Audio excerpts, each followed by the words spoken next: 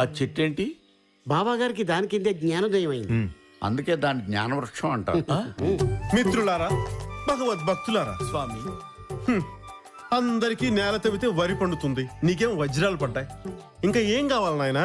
ఆకలి తీరింది కదా అని అడుక్కోవటం మానేస్తావా స్వామి? నాకు 3 కోరికలున్నాయి. ఏమిటో అవి? నేను పెళ్లికొచ్చాను. శశి అని, దాని పెళ్లి జరగకూడదు. జరగదు. అది నాకు కావాలి. ఎవడు ఊహించినోడితో అవుతుంది. నీకు సరేనా నాయనా?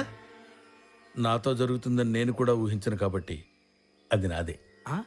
యా, ఇంకా నా మైండ్స్, నా డైమండ్స్, నా కరెన్సీ, నా యారగెన్స్ ఎప్పుడూ నాతోనే ఉండాలి. నువ్వు దేనితో మొదలయ్యావో అది నీతోనే ఉంటుంది. బద్దం బాబు, బద్దం. స్వామి, నువ్వు అనుకున్నవన్నీ సాధించాలంటే ఆ చెట్టు నీ ఇంట్లో ఉండాలి నాయనా.